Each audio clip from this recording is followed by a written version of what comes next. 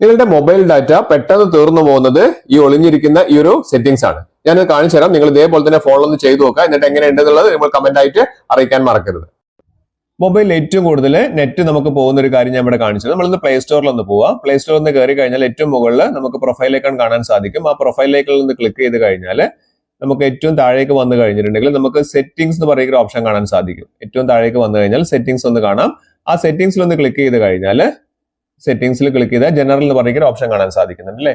ആ ജനറൽ എന്ന് പറയുന്ന ഒരു ഓപ്ഷൻ ഒന്ന് ക്ലിക്ക് ചെയ്യാം. അവിടെ ക്ലിക്ക് ചെയ്ത് കഴിഞ്ഞാൽ നമുക്ക് താഴേക്ക് വന്നു കഴിഞ്ഞാൽ നോട്ടിഫിക്കേഷൻ എന്ന് പറയുന്ന ഒരു ഓപ്ഷൻ കാണാൻ സാധിക്കും. നമ്മുടെ ആപ്പുകളുടെ നോട്ടിഫിക്കേഷൻ ആണ് നമുക്ക് മെയിൻ ആയിട്ട് വരുന്നത്. നമുക്ക് അപ്ഡേറ്റ്സുകൾ പുതിയത് വന്നിട്ടുണ്ടോ അല്ലെങ്കിൽ അപ്ഡേറ്റ്സ് ഇനി വരാനുണ്ടോ അങ്ങനത്തെ കാര്യങ്ങളെല്ലാം ഈ അപ്ഡേറ്റ്സിൽ വരുന്നുണ്ട്. അപ്പൊ ഇതൊക്കെ നെറ്റ് വളരെയധികം കൺസ്യൂം ചെയ്യുന്നുണ്ട്. അതുകൊണ്ടാണ് നമുക്ക് നെറ്റ് വളരെയധികം പോകുന്നത്. അപ്പൊ നമുക്ക് ഇതൊക്കെ നിങ്ങളുടെ ഫോണിൽ വളരെയധികം നെറ്റ് കുറവാണെന്ന് തോന്നുകയാണെങ്കിൽ ഇതൊക്കെ നിങ്ങളൊന്ന് ഓഫ് ചെയ്ത് വിടുന്നതാണ് നല്ലത്. അതിന് തൊട്ട താഴേക്ക് വരുന്ന സമയത്ത് രണ്ടാമത്തെ ഒരു ഓപ്ഷൻ ഇവിടെ കാണിക്കുന്നുണ്ട്. അതായത് അപ്ഡേറ്റ്സ് കംപ്ലീറ്റ് ആണോ എന്നുള്ളത്. അതിന്റെ നോട്ടിഫിക്കേഷൻ ഒന്നും ആവശ്യമില്ല. നമ്മൾ അതൊന്ന് ഓഫ് ചെയ്ത് വെക്കുക. അതിനുശേഷം നമ്മൾ എന്ത് ചെയ്യുക, ഒന്ന് ബാക്ക് ചെയ്യുക. ബാക്ക് ചെയ്ത് കഴിഞ്ഞിട്ട് അഗൈൻ നമുക്ക് ആ ഹോം ബട്ടണിലേക്ക് ഒന്ന് പോവാം. ബാക്ക് ചെയ്യാണ്. ബാക്ക് ചെയ്തിട്ട് ഹോം ബട്ടണിൽ ഒന്ന് പോയി കഴിഞ്ഞിട്ടുണ്ടെങ്കിൽ അഗൈൻ നമുക്ക് ആ സെറ്റിംഗ്സിൽ തന്നെ ഒന്ന് പോകണം. ആ സെറ്റിംഗ്സിൽ പോയി കഴിഞ്ഞിട്ടുണ്ടെങ്കിൽ നമുക്ക് രണ്ടാമത്തെ ഒരു ഓപ്ഷൻ വരുന്നുണ്ട്. അങ്ങനത്തെ 3 ഓപ്ഷൻ ഉണ്ട്. അത് 3 നിങ്ങൾ ചെയ്തു വെക്കുക. നല്ല റിസൾട്ട് ആയിരിക്കും നിങ്ങൾക്ക് ഉണ്ടാവുക.